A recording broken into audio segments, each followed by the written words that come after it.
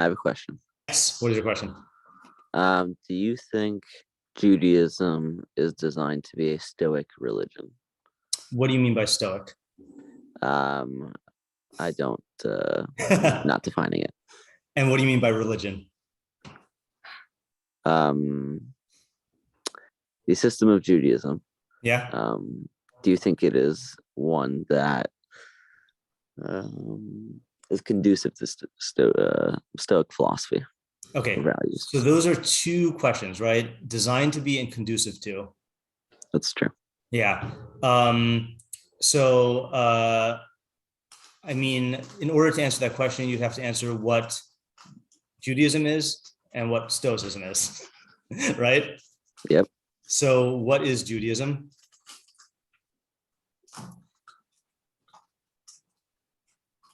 Anyone? And by what is Judaism, I don't mean like the religion that Moshe got at Sinai. I meant like what is the essence of Judaism? It's not like there's only one right answer, but there is my favorite answer, but other people might have different answers.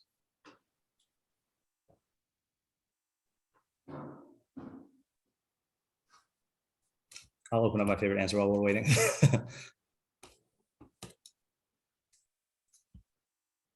I would just say it's like a specific form of Avodat Hashem. Okay.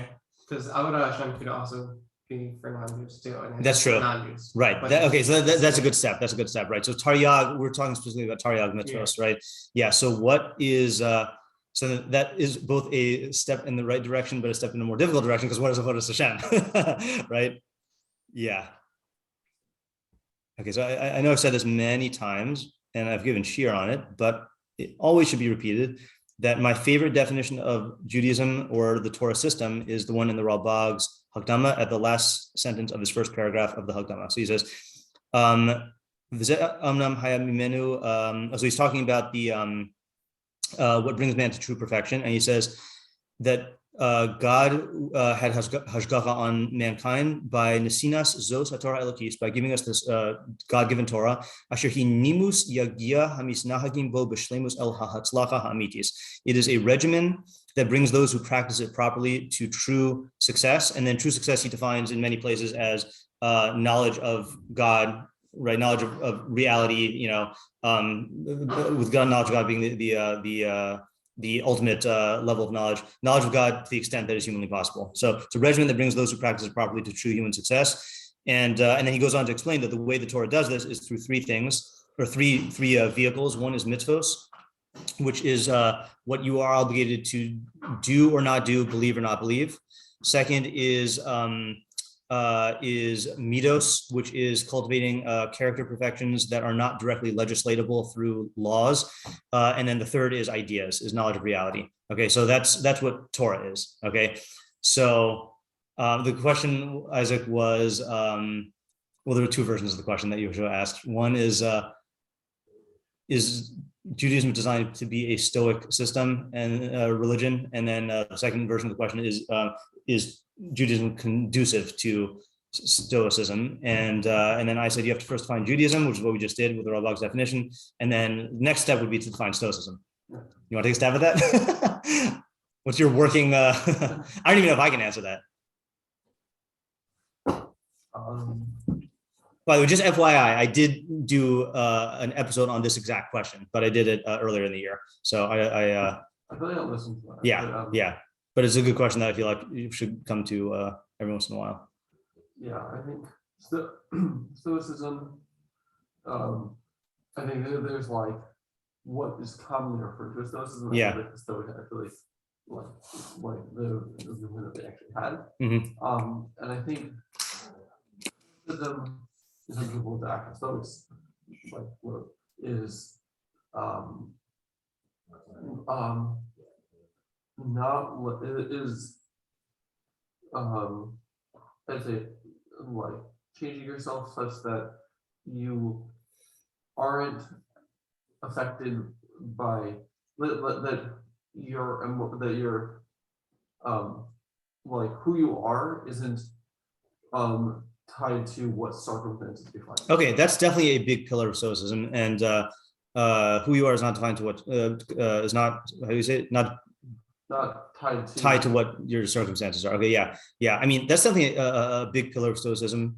I mean, to me, I think the area where there's the most overlap is Stoicism. The foundation of Stoicism is focusing on what you can and can't control, distinguishing between what you can and can't control, and then only focusing on those things that are within your control, and accepting what is not in your control. And so that really is definitely, that's Mishlei Yiras Hashem, which is Musar Chachma, which is being disciplined by wisdom. But I think that Torah has a different goal than Stoicism, because the goal of Torah is Yiras Hashem. Stoics were not concerned with Yiras Hashem. In fact, I think one of my major questions on Stoicism is, what do they maintain like life is actually about? There's a lot of stuff that is like a means, but what are you actually doing with your life? And I feel like that's something that is at the very least not as prominent in Stoicism as it is in Torah. But I don't even know if there's agreement among the Stoics themselves. Yeah. So the long answer to your question, Yeshua, is that's what my podcast is about, is looking at all the ways in which it is and is not conducive or compatible. So hard to answer that question in a 5-minute thing, unless you were asking for some specific angle or reason. No, I will ask. I will find the podcast. Okay. Yeah. I mean, I'll try to remember to send you the specific episode, but then I'll include it in the show notes also. Yeah. Thanks. Okay. Yeah. Next question.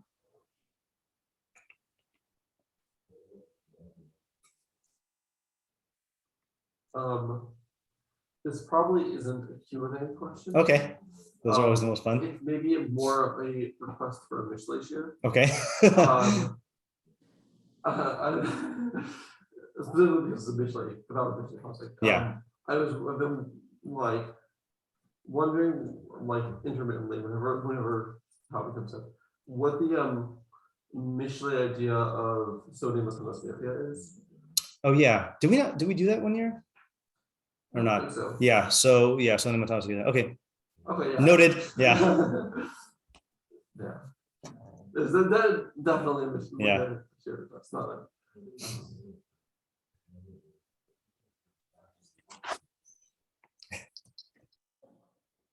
As Rabbi Moskowitz would say at a moment like this, what? Nothing bothers you about Judaism? Yeah, well, what was coming to my mind was that. Yeah. Yeah. I mean, there's always the classic question, right? Which is why don't people have questions when they're put on the spot like that, right? And also the practical translation of that question is, what can one do to have questions? Well, how do you answer those? Those are my questions for you. Why do, and I don't mean why don't people have questions, but let's say like theoretically, we're all pursuing a life which is dedicated to seeking knowledge, right? And we certainly have local questions in whatever sugyas you're doing, but there is a certain type of Q&A question, which sometimes is not forthcoming, sometimes even in a large group, So what is the cause of there not being such questions, or what is the cause of those questions? And then is it does it manifest, does it stem from some sort of imperfection that can be worked on, or is it just a happenstance thing? What do you say? Yeah, so there's a chiyuv on Yom Tov to be sameach. Okay. So how can there be a formulated chiyuv for a state of being or a state of mind? Oh, sorry. You're asking a new question. You're not answering my question. I just want to. I was like, wow, that's an ingenious place to start. Okay. Okay. So sorry. Start. I got out of my mind. Yeah. So there's a chiyuv to be sameach on Yom Tov, or specifically certain chagim. Yeah. How can there be a formulated chiyuv that demands either a state of mind or a state of being? Okay, good question. So I also have a shiur on this, which also happens to be based on the next paragraph in Rambam's Akdama, which is there's a shiur I gave in 2020 or 2021 called "Does the Torah Command Emotions?" I think, yeah, something like that. So I do think that this is a matter of debate. I am of the opinion that the Torah cannot command emotions. Okay, the Torah can either command actions to do or not do, and then it could also command beliefs, but that's in terms of arriving at a certain conviction through knowledge. Okay, but emotions it can't command. And when I say can't, I don't mean that it's impossible. I mean that it would not be effective. And I'll read the Rambam's argument for that. He says, oh, sorry, it's not his next paragraph, it's his paragraph after that. So when he's talking about why the Torah uses mitzvos as one avenue for perfecting us and then midos as another avenue, he says, so he says, "Hachelek hasheni hu hamakif b'chachma hamedinis." Wait, I think I have this translated. Oh, yeah, of course I do. I gave a share on it. Emotions. Does the Torah command emotions? Does the Torah command? No, that's probably not it. Okay, you want I know where it is. Hold on. I just want to get it in English because Rabagi in Hebrew sometimes is difficult. Okay, teaching YBT Lamdeha other 2020 Lamdeha seminar fall semester. Oh no, it was right there. It was the first one of spring semester. A case study on how the Torah commands emotions. I didn't realize that was what I called it. Okay, Rambam, Hakdama. So he says like this is what I was just about to read. So he says, the second element of the Torah encompasses the wisdom of ethics. This area is beyond the scope of command and prohibition because it presupposes a level of human perfection well beyond the capacity of the average citizen, which is possible in the Torah commandments. I'll give you examples. To illustrate, let's consider if the Torah were to legislate in the following: that we must not be angry except for what one ideally should be angry about, and even then only to the ideal measure of anger in the proper time and place. Or perhaps that one should only be happy about what one should ideally be happy about, and even then only to the ideal measure of happiness in the proper time and place. Or perhaps that one should not strive to dominate someone except for someone whom ideally one should dominate, and even then only to the ideal measure in the proper time and place and the like. So if the Torah regulated emotions on the same level as like regulating Netilas Lulav or like Hilchos Shabbos or Malchos Asuros. So if you imagine that, what would happen? So he says, all people would be in a constant state of sin, except for a small population, right? So in other words, it is possible that some people have this degree of like emotional mastery. Okay, perhaps the Stoics, I don't know. Excellences of this variety should not be the domain of command and prohibition, as it will lead people to be lax with the fulfillment of the other commandments once they see that it is impossible to fulfill many Torah commandments, right? So for example, okay, take the oft quoted, I don't even know what the source of this is. I think it's from Nachman of Breslov, mitzvah lios b'simcha tamid, right? So mitzvah gedolah lios b'simcha tamid, right? So first of all, it's not a mitzvah, okay, right? It might be a value, but if a person were to be commanded to be in a state of simcha gedolah tamid. So first of all, what's the shear of gedolah, right? And how can you do it constantly? Like it's just impossible. So what would happen is if you had all these mitzvos like regulating all your emotions, you would constantly be violating these mitzvos, and then you would say, what's the point in me like keeping Shabbos if I violate this mitzvah of happiness every day? You know.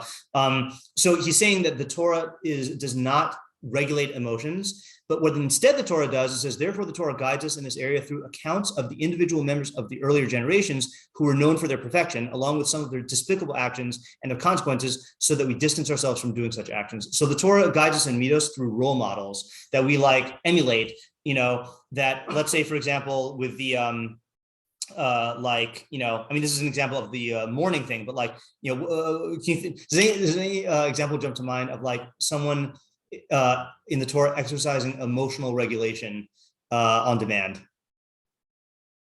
I mean, you don't have to interpret it as emotional regulation on demand, but it reads that way in the story. And the hint is it was a tragedy. I'm thinking of Aaron Cohen with Nadav and Avihu dying, right? Is that that he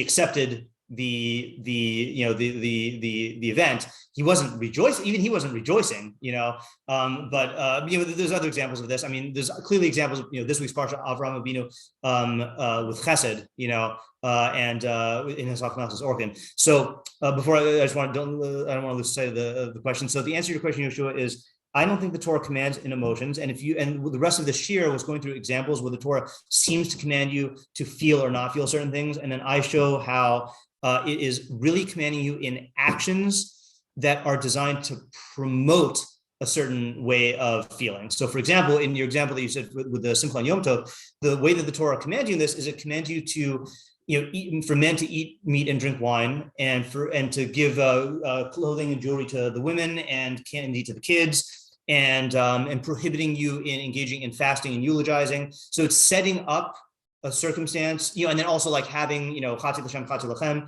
setting up a circumstance where it would be conducive to you feeling these emotions. And that's the kiyum ha-mitzvah, but the Torah can't make an obligation of feel happy. It can obligate you in actions that are conducive, or let's say like v'ahavta l'recha kamocha. There's no mitzvah to feel ahava. The mitzvah is to treat your fellow the same way that you would want to be treated, and to treat his money the same, his property the same way.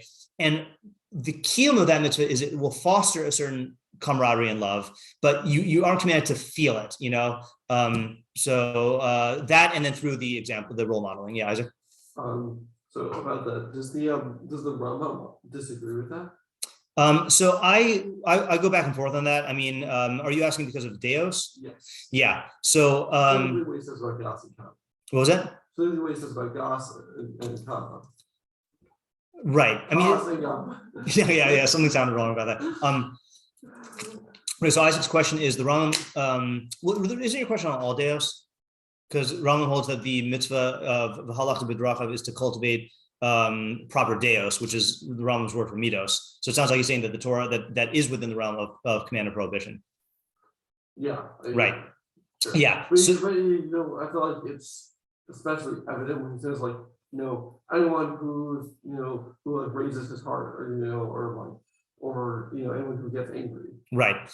Yeah, so it's a good question. I mean, so one possibility is to say that the Rambam does disagree, right? The other possibility is to say that even the Rambam would acknowledge that the mitzvah of the halachah b'drachav is not like other mitzvos, in that it is not telling you to do a specific ma'isa or prohibiting a specific ma'isa, but it is like like commanding you in engaging in a certain process of like, you know, study of the Darkei Hashem and the like, you know, regulating your actions, you know, like the way the Rambam expresses it is the way you do this is you practice actions that correspond to the daya that you want, and then if you have a sickness of the soul, you practice actions that are on the opposite side, and then the kiyum is getting the good deos, you know. But it's not saying like you are chayiv to feel things. That's how I would say it. I mean, I think that's the correct thing, although it's true the Rambam doesn't say it in as stark terms as the Rambam. Yeah. So does that answer your question, Yeshua? Vayidom Yehoshua. I'm sorry, wasn't unmuting. Yes, it does. Yes. Okay. Good. Okay. Yes. Okay. So, what exactly is the problem of Tefilah, and why is your cut going not a problem from that? Okay, that's a halakha question, right? I don't know the sugya. Trekolos lo mishtami, that you can't hear two voices at the same time, and I think the other exception is Megillah, right? That because people love Megillah, right? It's chaviv to people, so therefore they can hear it. I don't know. I have not looked into that sugya since I probably did Misakos Megillah, and I don't want to say anything false because I don't know the area. Right. Yeah. Sorry. Yeah. I feel like there is an experiential phenomenon. I'm not saying this is what the whole is. Yeah. There's an experiential phenomenon of when two people are saying something and they're not exactly syncing up. And then there's like when people have the staggered Kaddish. Yeah, that's exactly. The worst. Yeah. Yeah. Sometimes it's just like sounds. It's not. Yeah. If we do run out of questions, ultimately, then we can start exploring that question here. But yeah. I have a question. Yes. So I feel like this is one of those questions that I've asked. Like I feel like I've asked like a bunch of different things on. Go right ahead. But I'm trying to figure out how to formulate it. Oh, and I can answer another question that you've asked a bunch of times if you want after, or not after this year, but I'm saying after you. Yeah. Okay. So, I've been feeling like, you know, I like should be trying to make the most out of my time. Mm-hmm. Walking right into my trap. Yeah, go ahead. Yeah. And like, I mean, I could see certain values in, you know, in using time well. Yeah. But like, wonder if there's like an imperative to, or it's just like, you know, I don't know. Okay, so just all right. So the question is like, what do you do with that feeling the productivity compulsion. Is that the type of thing you're talking about, of like the need to like use all your time productively? Yeah. So I've plugged this many times in my own mind and in the Stoic Jew podcast, but I'll say it for the Q&A. Is so this book I'm reading right now, this is quickly on what do you call it, rising in the perhaps most impactful books I've read in 2020. What year is this? 2022? I just saw this book. Oh yeah. Yeah, it was one of my things. Okay, so I'll pitch it to you. Okay, 4,000 Weeks: Time Management for Mortals. Okay, by Oliver Burkeman. So the premise of other time management books is on how to maximize productivity. Okay, the premise of this time management book is that is a disastrous endeavor. Okay, because what happens is like basically by maximizing productivity, meaning like doing everything efficiently and like using every ounce of time for stuff. So his argument basically is that, I mean, his main argument, he has many arguments, but his main argument is that first of all is impossible. Okay, it's probably impossible to do, to use every moment productively. Secondly, to the extent that you succeed, you are only going to generate more stress and more compulsion, because then there are going to be other things that you're going to feel like, well, I've made this much time by like doing everything efficiently, so now I have to find some way to cram more in, and that's unending like pursuit, you know. And then the other part of the argument is that it creates a miserable life, you know, that you end up in this life where you're just frantically like clamoring to do more and more and more, and then berating yourself for like not doing enough. So the approach he takes to time management is recognizing that you have limited time, and then prioritizing like how to choose what to prioritize, and then relinquishing all the rest. Okay, it's very similar to the Essentialism book that I read last year, but this is just way better. And the concept I was going to share with you that I just alluded to now is and I don't think he coined this concept, but so we know the concept of like FOMO, right? Fear of missing out. So one of the things that he advocates cultivating is JOMO. Is that a term that people know, or like the joy of missing out? Okay, which is recognizing that every decision, first of all, you cannot do everything that you want to do. Okay, for example, you know, because every decision you make, you're sitting here at a crossroads of many different things you do. Any path you choose cuts off other options permanently.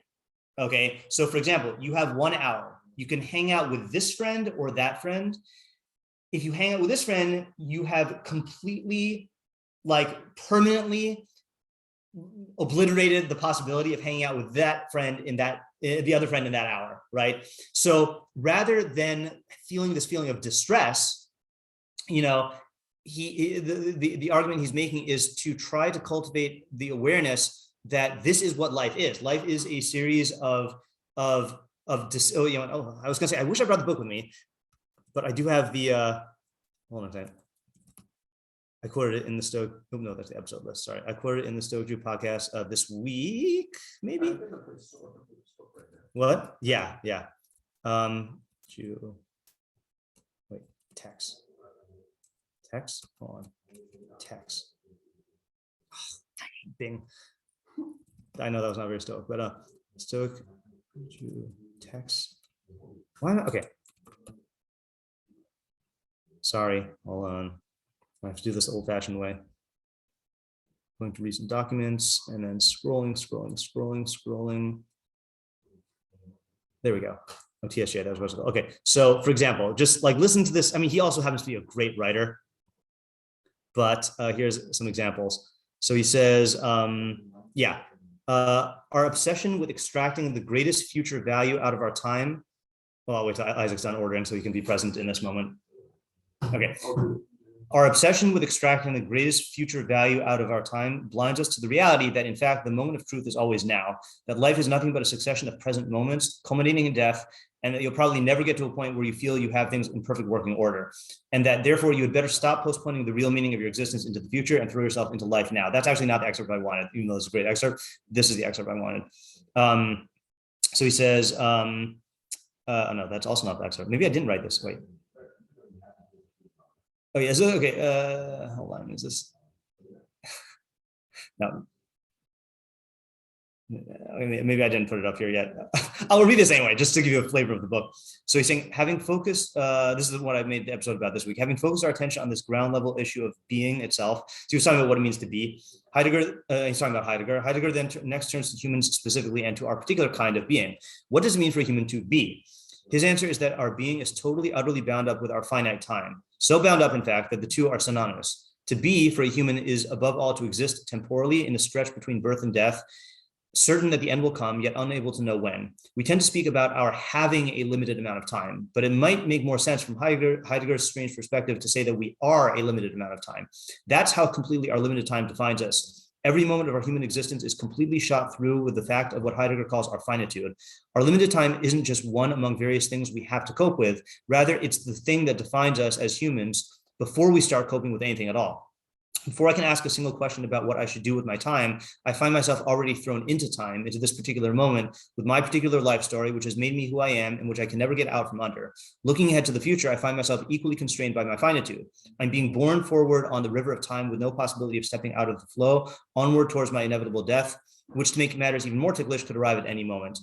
In this situation, any decision I make to do anything at all with my time is already radically limited. For one thing, it's limited in a retrospective sense because I'm already who I am and where I am, which determines what possibilities are open to me. But it's also radically limited in a forward-looking sense too, not least because a decision to do any given thing will automatically mean sacrificing an infinite number of potential alternative paths.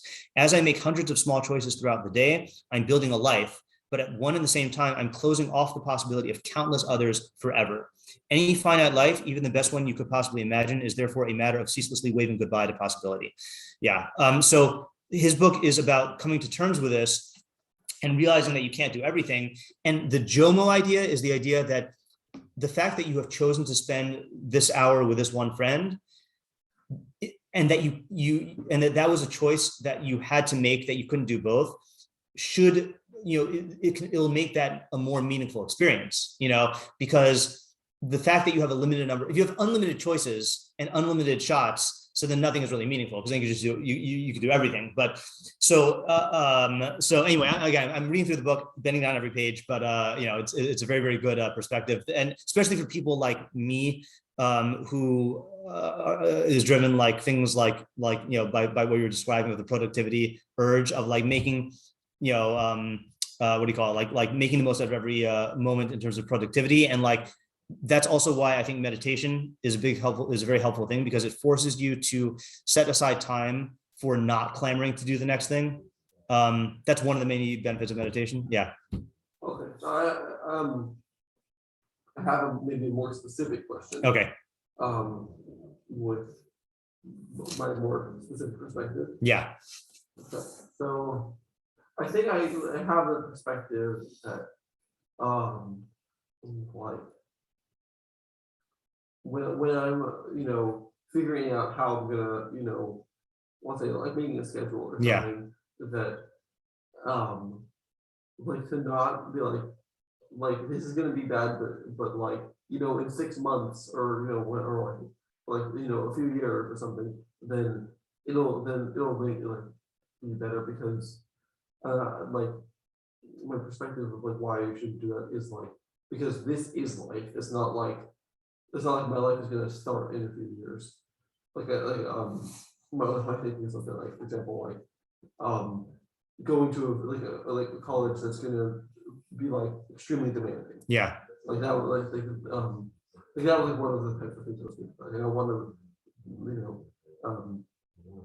do like a college. Like when I was thinking about college, I don't want to do a college program that's going to be like extremely demanding, because it then like that, because my time now is my life, not like and like I don't know if that I missed the question. I don't hear the question. This is a premise. Premise. Okay. I thought you said I had a more specific question. Yeah, I do. Okay. You haven't asked it yet. Yeah. I'm building up because this is trying to explain my perspective. Okay. And another element is have a premise that involvement in Torah is the most important thing and the most valuable thing in my life. Yeah. So like because of that, like when I could, instead of like doing something, that's like I say, like playing a video game or something. I could, like open the artificial phone and learn. Yeah. Then I feel conflicted, I know that I can't be constantly learning. Yeah. And like I don't have the mental energy for Yeah. that. But I don't know how to strike that balance. Right. So do you sleep? Yes. Okay. So is that not wasting time? Well, I know I use that for Bobby. Right. So the same thing. So the same. I know this is not going to answer your question in terms of the particulars because the devil's in the details. But like the realizing that anything that you're doing, like the Rambam says in Perek Gimel of Hilchos Deos, anything that you're doing that is a means of enabling you to live a life in which you can be pursuing learning is avodas Hashem, even though it's not learning, right? So sleep is avodas Hashem. If you, I got to read it in the Rambam, and I'll get to the a more pointed answer in 1 second, but I just want to lay out this in the premise in the Rambam here. It's Gimel, I think. Yeah, it's Gimel. He says, hold on. So after going through a bunch of examples, he concludes, even at the time when you're sleeping, if you are sleeping, okay, I'm going to get that now because I know I'm going to step on it and I don't want to break my earbuds. Okay. If you rest with the intent that you're going to be resting your mind, Yishuv Hadas. Das here doesn't mean knowledge; it means like your psyche, right?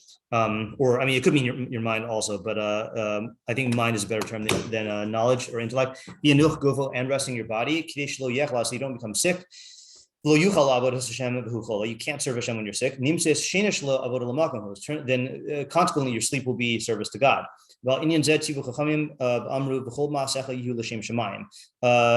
say all of your actions should be for the sake of heaven. That's what Shlomo meant when he said, in all of your ways, know him with a capital H, and he will straighten your paths, right? So the thing is that, so I think that's one premise. Okay, I'm going to do another premise, and then I'll answer your question. I think I read this in another Q&A, but this is an excerpt from that book, Essentialism, I just mentioned, that by Greg McEwen, Essentialism, the Disciplined Pursuit of Less. Your obligation is to the highest point of contribution you can make. I think what happens a lot is that people get caught up in the idea that, can I do this thing? They pretend there's nothing else going on in their life. The request comes in and they go, can I do this? Well, yes, I can do this. I know how to do this. I can make this happen. That's not life. That's non-essentialist junk. And that's a strong statement because he's British. So he's like, that's like him swearing. Okay. That's just rubbish. Use the R word. The question is, if I do this thing, what doesn't get done? What else gets pushed out? So the idea is that it's a mistake to look at the thing in isolation. Like let's take the Aruch HaShulchan thing. Let's say I have like a free 10 minutes, right? So I could be learning the Aruch HaShulchan, or I could be like scrolling on something, right? So from one perspective, you're right, like you should use that time on the Aruch HaShulchan. But the question is, if you make that decision at every spare moment of your day, what happens to the asset? What happens to you? What happens to the overall person? And are you going to be creating that unhealthy mentality of just being constantly driven and not giving yourself a Yishuv Hadas? And that's, again, the devil's in the details. The struggle is in constantly experimenting in terms of pushing your limits until you hit them. And that's always going to be unpleasant and it might even have consequences, and then realizing, okay, that's going too far. So I got to dial it down, and then, making your schedule around that, but then realizing like maybe next year, like, okay, maybe my stamina has increased and maybe I can like do this, or maybe right now I have too much going on and I can't here's an example, right? Is that, that I have tried so many times to keep up a writing schedule during the yeshiva year. And it's always been too stressful and it's always failed.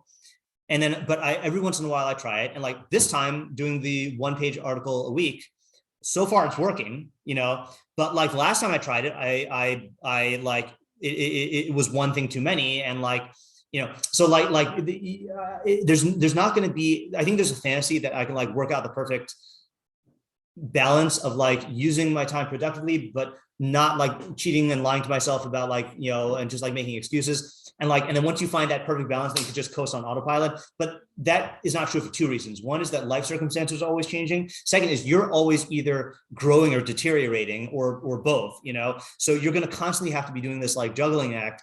And that's why, again, I think that's another plug for the month experiments of like trying a new experiment every month in terms of your learning habits or whatever is just a good way to like keep it fresh, yeah. So, and you need to be able to do nothing. You need to be able to like play magic, or you need to, otherwise you just burn yourself out, Yeah. Yeah.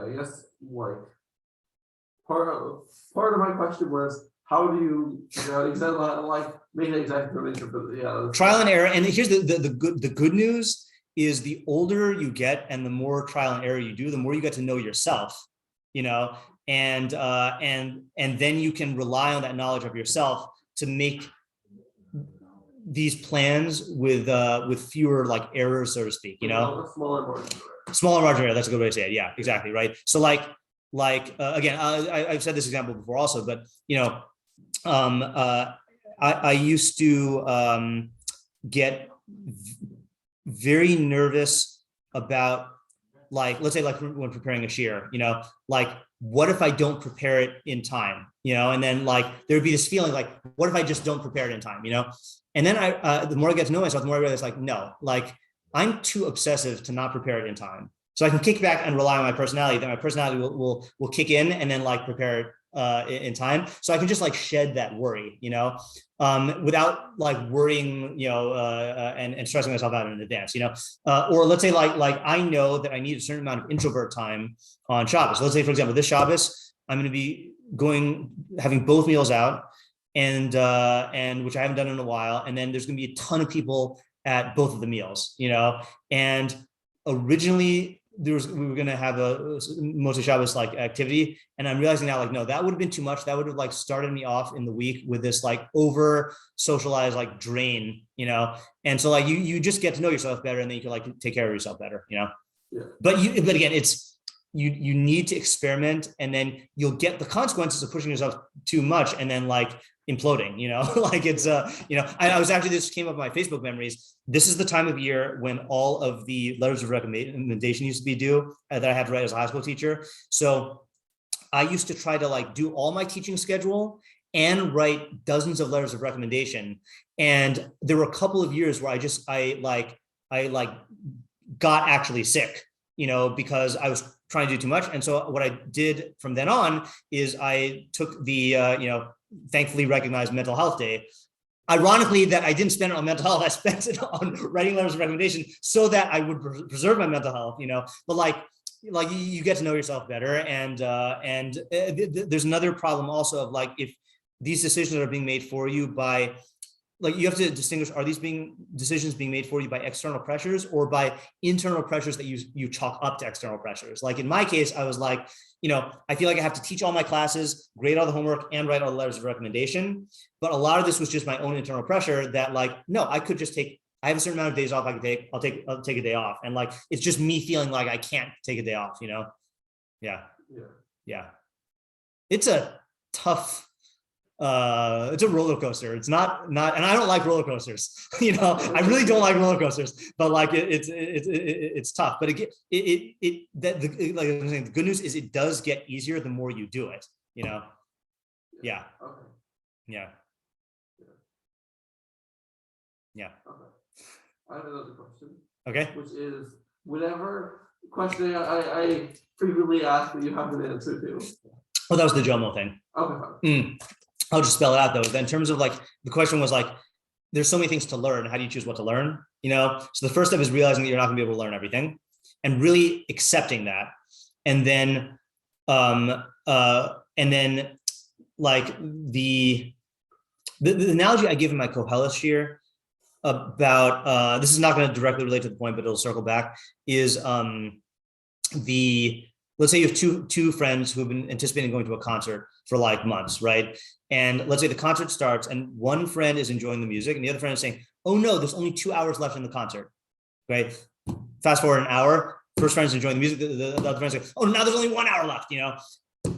30 minutes left, right? So who's enjoying the concert more? Obviously, the one who is fully involved in the concert, right? So the best depiction of this is the painting, "The Death of Socrates." I don't know who, Jacques Louis David, I don't know how to pronounce it. So the Death of Socrates is depicting, new tab. Okay, so this is depicting a scene from, I guess from the Crito, where Socrates was condemned to die, and his students came to try to bust him out, and he said, "Okay, I will gladly leave prison. You just have to convince me that this is in line with justice, and then I'll leave prison." And like they make all these arguments about why he should leave, and like he doesn't what do you call it? He ends up not leaving prison, and he ends up taking the hemlock, which is the poison, which is the method of execution. But what this is depicting is everyone else is crying, right? Even the executioner is crying because they're the loss of this great man Socrates. But if he were to stop and cry about himself, that would just be wasting precious time that he could be spending talking ideas with his students, So he is fully engaged in life up to the very end, not fretting about like the others, like the loss of time that he's going to have in the future, So I think, I'm not saying you could just turn this on, but like when you are deciding to learn, Mishlei, and you're not learning Chumash, right? So you could be fretting about the fact that like you're not learning Chumash and you're not learning Halakha, and there's so much other stuff that you can't be doing. But that stems from a fantasy that I can do all these things and that I am immortal, and that's a fantasy. And to the extent to which you come to terms with the fantasy that I will not be able to learn everything, you will be able to put all of your energy into focusing on what is right in front of you and learning that. That should have been the other piece of advice that I gave is that I was saying earlier before you got here. I think it's when faced with a decision to do to catch up on Shnayim Mikra or to participate in live learning, whether it's a shir or a chavrusa, I think it is objectively a bad decision to do Shnayim Mikra because you could do that anytime, but the unique insights that happen from discussion, or that can happen, like it might not happen, but the unique opportunity to like have a life-changing idea from a shir or a discussion, I think it's a no-brainer that you should prioritize that. But the advice I should have given is, if you do make the bad decision and do Shnayim Mikra, then you should involve yourself entirely in Shnayim Mikra and embrace the fact that you're doing that, and not let the other thing intrude on your concentration. Yeah. Again, easier said than done. I'm not saying you can just command emotions like this, but the key, the first step is to be aware of the move, the "I am not immortal" move, and that this is what's in front of me. And again, there's so many ways to do this. I've talked before about the talus meditation that I do, of taking the 3 breaths under the talus of first breath, I'm going to die. Second breath, you're going to die. Third breath, all we have are these precious moments. And one of the things I do, because I'm teaching all day, is when I say you're going to die, I think of all of the people who I am scheduled to interact with that day. So like this morning, thinking my mind, okay, who's going to come to Q&A, and priming my mind to do that, to the fact that all we have are these precious moments.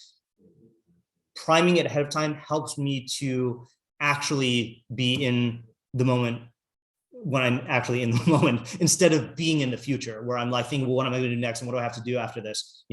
So like the priming is the most active thing I think you could do, and then the rest you're going to internalize it as you go, as you age, as you experience it more. Yeah. Okay. Yeah. I don't know if that answers your question. I think it does in a certain way. I mean, I know you didn't re-ask the specific question here. You just said answer the question that I always ask, so I was answering that. Yeah. Yeah.